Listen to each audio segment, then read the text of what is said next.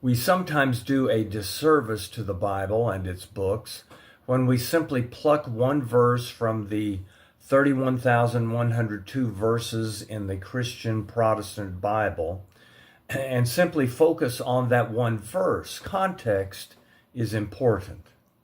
Yet at the same time, there are those verses that jump out because they strike us where we are, or they summarize an important theme of the Bible.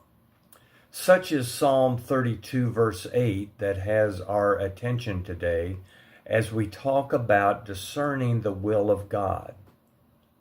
The verse reads in God's voice, "I will instruct you and teach you in the way you should go. I will counsel you with my loving eye on you."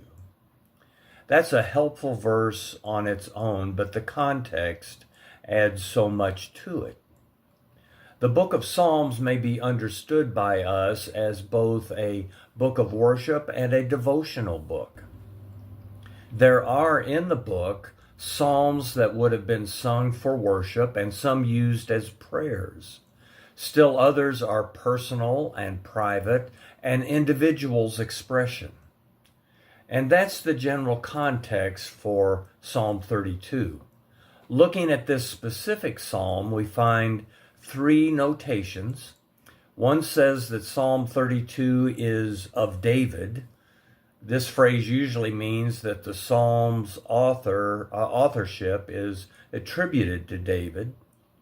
It's uncertain what a maskil is. It's probably some musical notation. The term Salah is inserted throughout the Bible. We don't know what that word means either. One of my Old Testament professors said it was what the musician said when one of the strings of his kinnor broke. It appears to me that this psalm's usage would be one of individual devotion, but its meaning can be applied to every reader. The psalm divides into discernible sections. Verses 1 and 2 are a general statement of a person's sense of blessing when God forgives.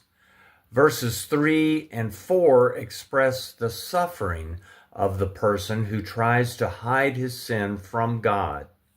The NIV begins this section with the phrase, "when I kept silence." Verses 5 through 7 contain the confession of sin by the writer to God and the forgiveness that follows. Verse 8 is a word from God to the one who sins, confesses, and receives forgiveness. Forgiveness is followed by God's instructing, teaching, counseling, and loving the confessed sinner. Verses 9 through 10 are the writer of the psalm encouraging others to follow his example, to have understanding and trust, and be surrounded by God's unfailing love. Verse 11 concludes the psalm with a call to rejoice in God. We focus on verse 8 of this psalm of various messages. There's conversations of the writer to the reader, and there's conversations of God to the writer, and by extension to the reader, to us. Sin, confession, and forgiveness are followed by God's instructing and teaching you and me on the way we should go. This teaching of the way to go is a continuation of the love of God. We find here also the timeless nature of the love of God. From our perspective, we are experiencing God's love, past, present, and future. God's loving eye is always on us. God heals our past. As we open ourselves to God through confession, we are forgiven our sins. In the present, God hides, protects, and delivers us from troubles. God also has a future for us. He shows us the way to go.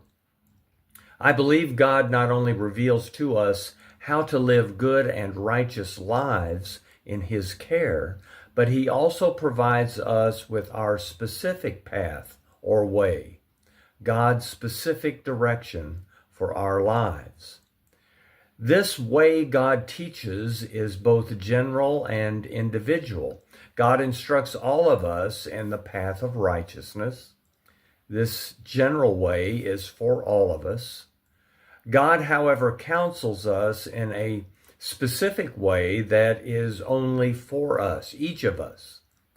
There will be something for each of us when we join God in doing God's work.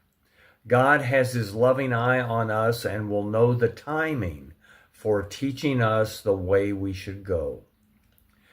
That God will teach us implies that there is some preparation before we go on God's way.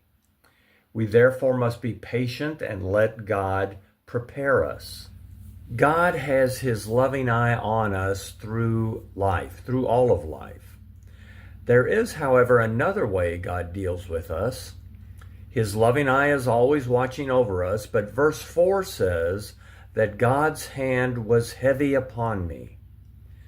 The heaviness or oppressiveness of God when I sin is still a part of God's loving overwatch. I was a tank officer in the Marines, and as a tank platoon commander, when we were on a mission and moving forward in potentially dangerous situations, I moved my platoon by sections. There was a maneuver section and an overwatch section. The maneuver section would move forward to the next position, while the overwatch section waited in an advantageous position, looking for danger, covering the other section as needed, but also giving guidance as to the best route to the maneuvering section. Let's not place too much on this analogy, but simply say God is our overwatch, protecting and guiding, constantly alert and watching as we move on the way, the purpose he has for us.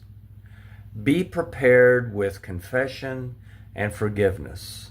Trust God to instruct you on the best way he has for you in life. God's love will forgive, prepare, and find the best way for you in your life.